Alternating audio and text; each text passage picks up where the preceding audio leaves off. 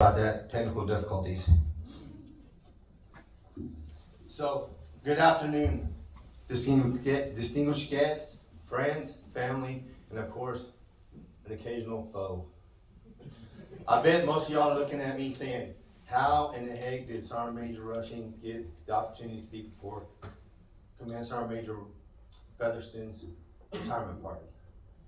That's a good question. I'm gonna get to that in a minute.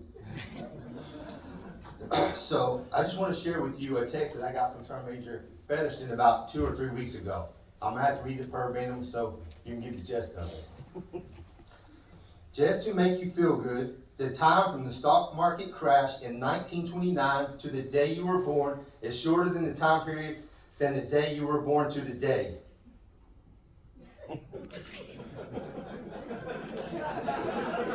I don't know what that means, but it's very hurtful.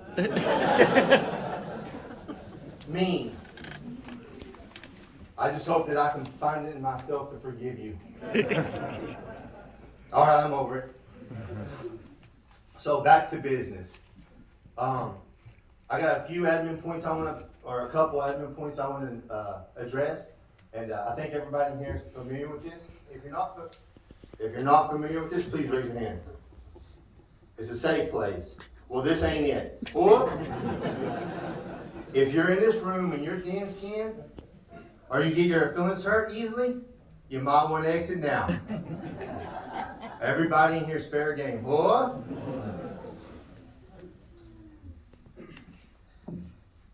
The next thing I want to cover is a disclaimer.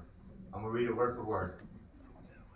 The commentary expressed in this ceremony is solely based on the military experiences credited to over 20 years of active federal service of Command Sergeant Major Jason Dwayne Featherston.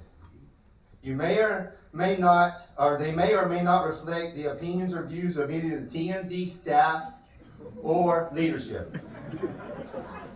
The designations employed here within are not intended to hurt, harm, or maliciously bring disrespect on any of the parties mentioned.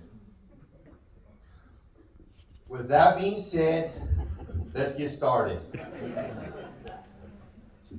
So, if you're happy and you know it, clap your hands. Yeah, that was an epic fail.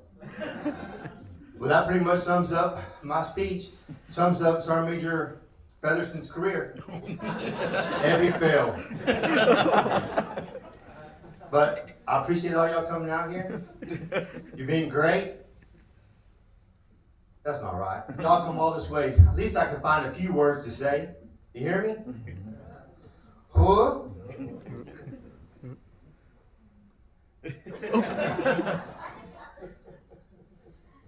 Yeah, I got nothing. So, I guess we should take this opportunity to roast this turkey. Right? He ain't gonna roast himself. So let's begin with the overall state of the National Guard a couple years ago. If you would ask Command Sergeant Major Featherston what the State of the Union for the National Guard 2 years ago were, he said, we are in dire need of senior leadership at the state level. 2 years later, we're in dire need of senior leadership at the state level. Command Sergeant Major Dyer, you in the house? You want to come back? You can always come back as a technician. All the other E9s have done it.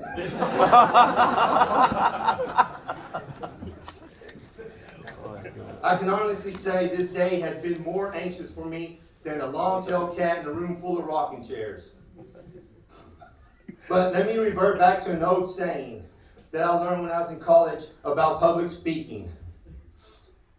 They tell you, if you have nervous tendencies when you're speaking, picture everybody in the audience.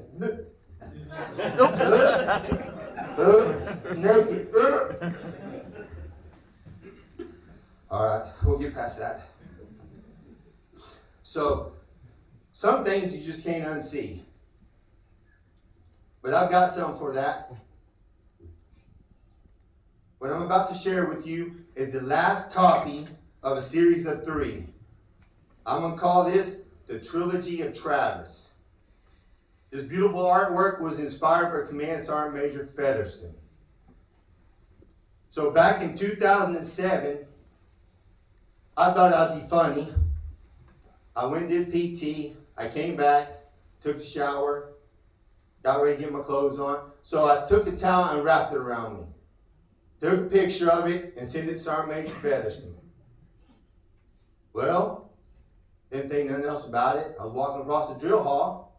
Command Sergeant Major Travis Petty hollers at me, "Start rushing, front center." I took off running, snapped to position of parade rest, and he commenced to smoking me. Smoked me for 20, 30 minutes while he sat there and talked to Colonel Davis.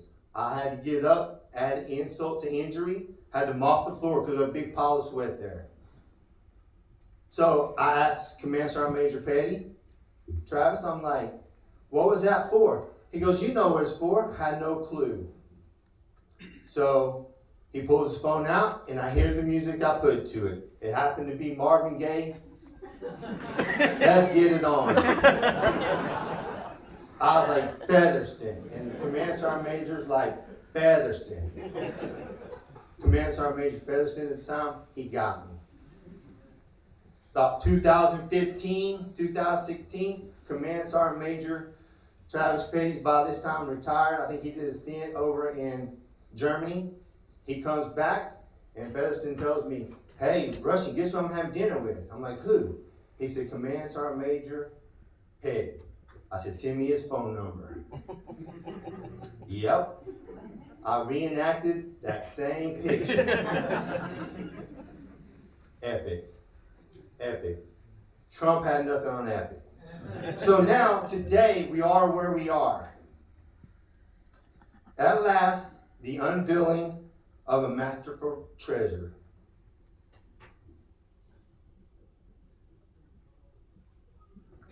Oh no.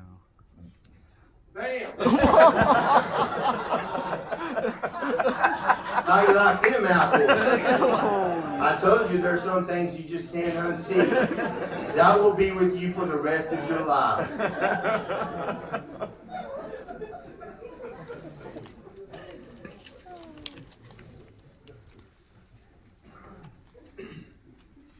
And there you have it. That's the reason I'm up here.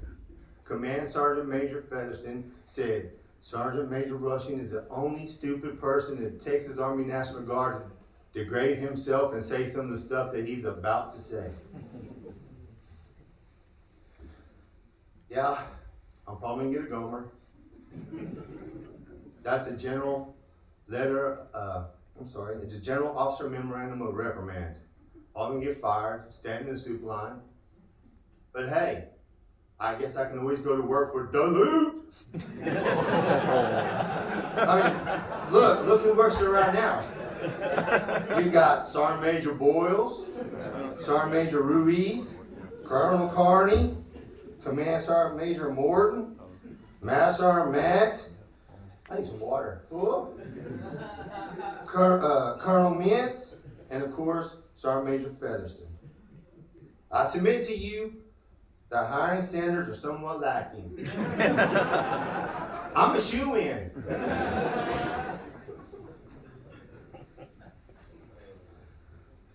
So let's talk about, there's a little disconnect. I'm tracking that Command Sergeant Major Featherston started his position as the Senior Enlisted Advisor for the Army on April 1st of 2020.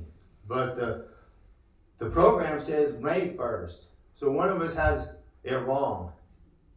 I'm going to submit to you, I have it right, and the state has it wrong. And the reason I'm going to submit to you that it's that way is because they're trying to get rid of me and give him the least amount of time they can. But the same time that he took over as the Senior Enlisted Advisor is the same time that COVID hit. So while Command Sergeant Major Featherston's out there making the battlefield circulations, so was the COVID, the pandemic. And the pandemic had more of a positive impact on the Guard than Featherston did.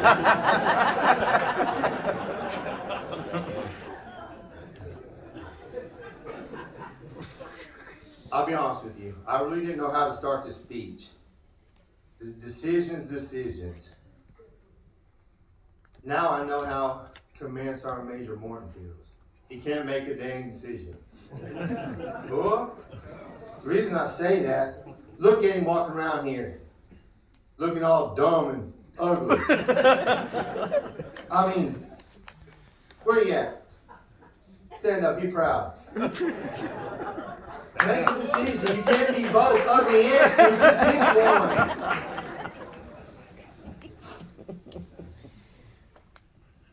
Oh yeah, I heard that you had a lot of people at your retirement. We submitted to the fact checkers. Fact checkers came back. They were bill collectors. Speaking of trying to cover in your shoes, I can't do it. But I want to talk about an order that Sergeant Major Featherston gave me prior to coming to the ceremony. He said, Rushing, Sergeant Major Turgeon is going to be at my retirement party. He's gained a lot of weight. I want you to send him over there to the CSM shop and get him load tested. I'm concerned that his shoes can't hold up under the stress. At his age, he's liable to fall and break a hip, and that's not good. Well, I finally made a decision where to start. I'm going to start at the top. Oh yeah. It's October, the month of Halloween. It's an exciting time for candy, ghouls, witches, and haunted attractions. Well, I'm so thrilled to present you with perhaps one of the most realistic haunted attractions that Austin has ever seen. It's going to happen right here on Camp Mabry, October 30th. Major General Harris is taking command of the 36th Infantry Division. Do I need to say anything else?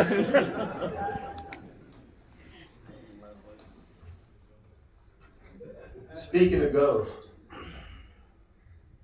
CW4 Luna has the ghost story of Featherston's past. Yes, sir. The story has it. CW4 Luna was supposed to take over as a PSNCO for the 1st of the 141 Infantry. Featherston handed CW4 Luna the keys and never saw him again. Featherston's an apparition. Major General Harris, I'm sorry. I had one thought that is scarier. Wait one.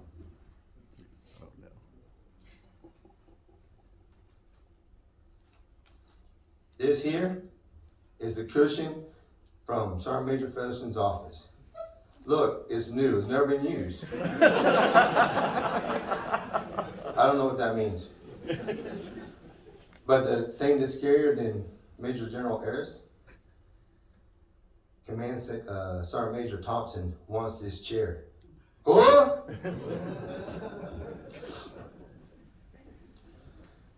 Well, if you like Halloween, then you're surely going to love a story about a person hiding in the closet and coming out as someone else. Here's a good story about what happens on TDY stays on TDY. Yeah, not so much, not in this case. There were two soldiers that went TDY with each other from a different background. One was a field artillery guy. Oh. The other one was 11 Bravo Scout. However, after the mission was complete, they both came back as field artillery guys. Yep, Command Sergeant Major Featherston identifies as a proud member of the field artillery. King of battle. Yep, Featherston came out, and Major Kalisher was there to capture the moment. Pictures speak 1,000 words. That's not good. Epic Phil, field artillery. Familiar with that?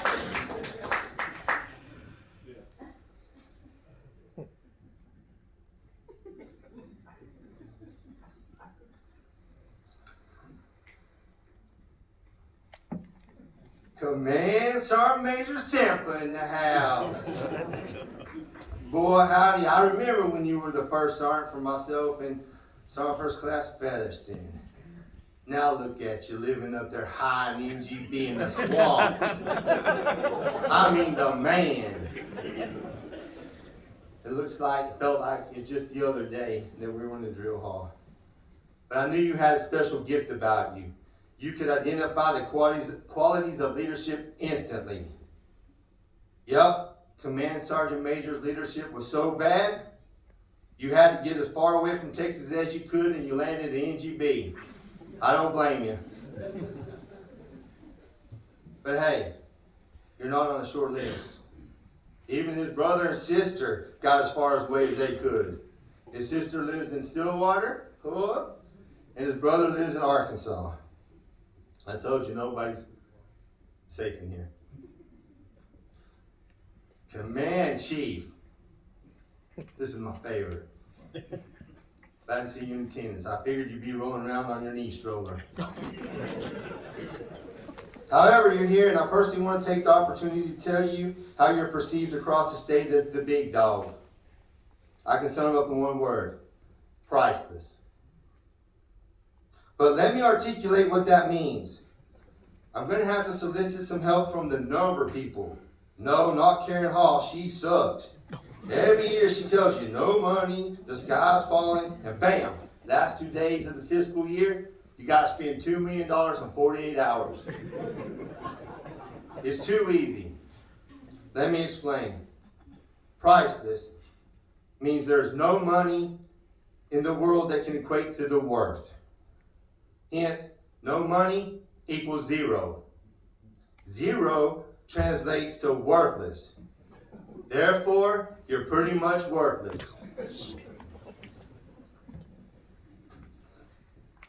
Speaking of zero, that just happens to be the same number that attended Sergeant Major Stallings' retirement ceremony. It was because of COVID until I retired. Until I retired my backside. But hey, 10 out of 8 people agree that's baloney. But that math works for Sergeant Major Stallings because everything he does is backwards. I spy Colonel Hunt in the audience. Yep. I thought you at least dressed up for the occasion. Command Sergeant Major Featherston only retires once. Oh yeah, you're not authorized to wear any civilian clothes, it's not Sunday. Yeah, I said it. Have you ever met anyone that simulates or takes on the personality of an object, a person, or a movie? Well, our next guest has done exactly that. He's taken on the identity of a movie title, that's just the title, Brokeback Mountain. I know it sounds crazy, but Sergeant First Class Mondragon has done just that. He has struggled with back problems for as long as I can remember. The main reason his back is messed up, he's had to carry Sergeant Major Featherston the whole entire time.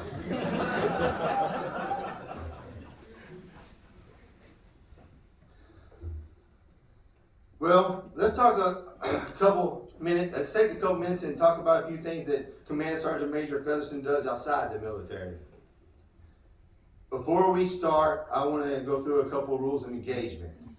You're not supposed to talk about politics or religion. I'm going to do both. Did you know Sergeant Major Featherston was a preacher?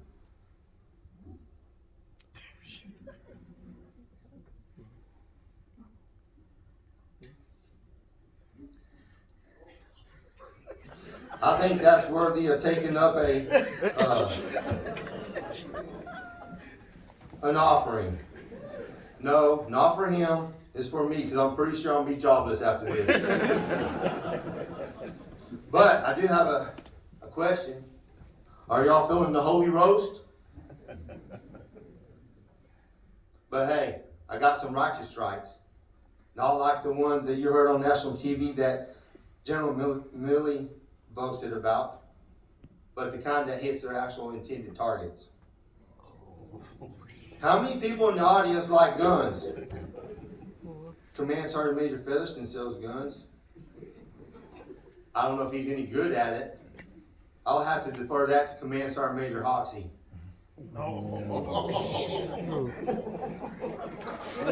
Speaking of guns, what do you think about these guns?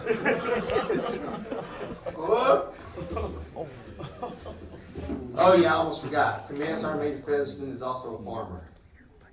I want to take a second and go through Farming 101 and say something that one might refer to as farming for dummies. I'm going to have to demonstrate to drive home the point. It's really simple. Here's how it goes. You have a bad seed, I don't mean rotten, but good soil. You'll have positive yields and beautiful crops. In contrast, if you had a good seed and bad soil, your yields will be minimal or ugly. Let me show it to you in real life. Command Sergeant Major Featherston, please stand up. Bad seed. Carrie, please stand up. Oh yeah. Good soil. Bree, Faye, and Isabel, stand up. Beautiful crops.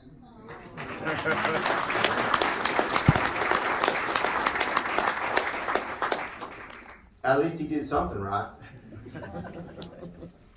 I guess the moral of the story, you can yield beautiful crops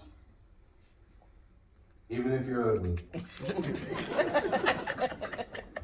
I know what you're thinking, and you want to see what will happen if you have a bad seed and a bad soil. Sergeant First Class Salcedo, stand up.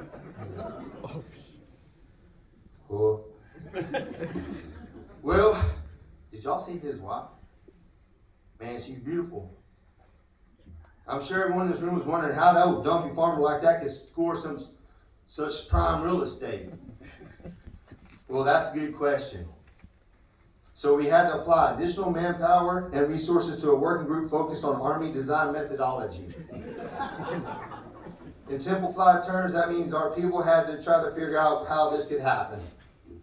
And I'm pleased to inform you that we have an answer. Love is blind. And so is Carrie. I'm telling you, she can see his nappy head with the Hubble telescope.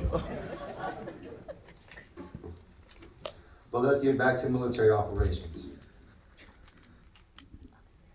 In fact, I would like to show you a picture of a deployment from 2004, whereas Sergeant First Class Santos, Staff Sergeant Featherston, and myself were in this picture.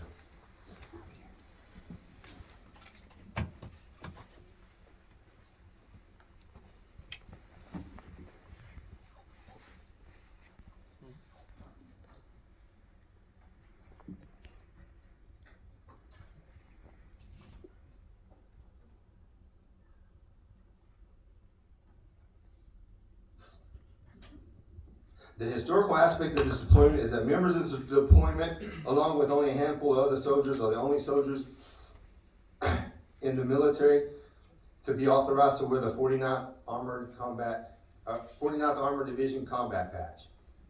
Pretty significant.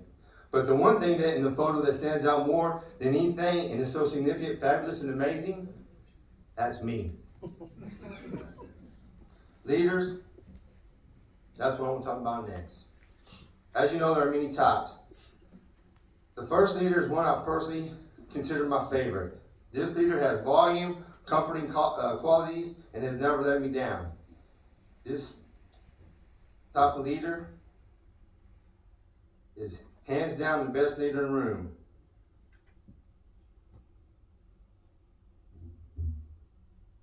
The leader of Pepsi. Look, it's hands down the best.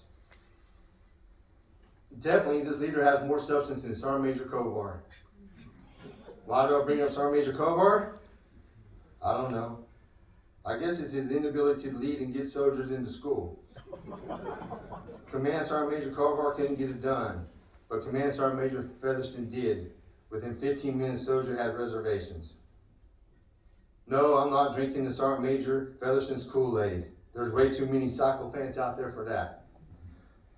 Master Sergeant Sanchez, Where you at? I didn't know Chantix was prescribed to help you quit the Sergeant Major Academy. The next type of leader is one that comes from the ocean in the form of a blowfish, commonly referred to as a toxic leader. He is usually small in stature. He likes to puff himself up, loves to intimidate, and excels in division. Of course, when it comes to blowing, it's all about the horn.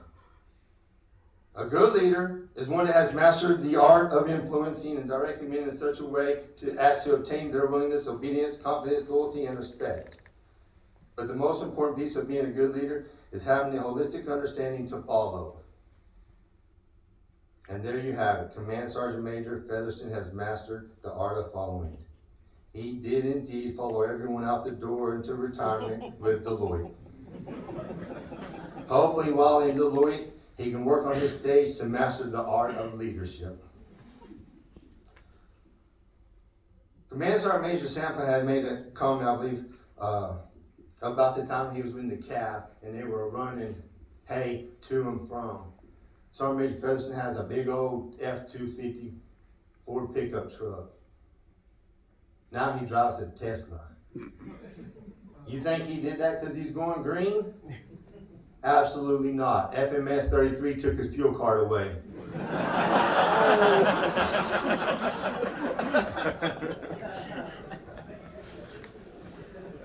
Well, before I get out of here, I just want to tell you, Command Sergeant Major has left a mark on the military as well as other personnel. One person that specifically comes to mind is Colonel Speedy.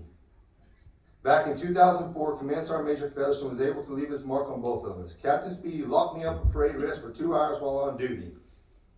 Captain Speedy at the time had to go see the battalion commander. I'll never forget that deployment. I was threatened with the Article 15, a 15-6 investigation, and denied specific inductor awards despite having been the only squad that captured insurgents. But that's not the only mark that he left.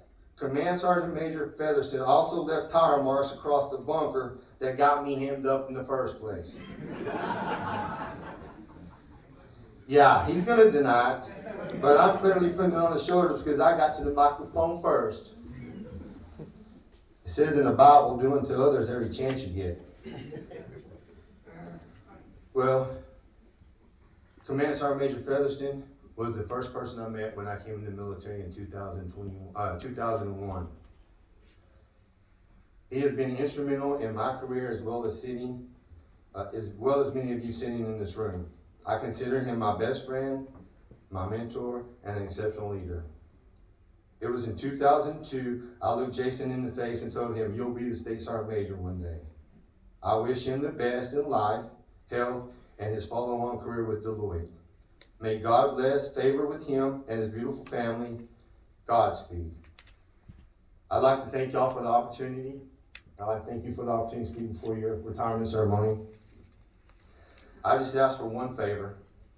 Give me a chance to correct my earlier failure. I know what I did wrong, and I want to make it right. If you're happy that he's leaving, clap your hands. Thank y'all.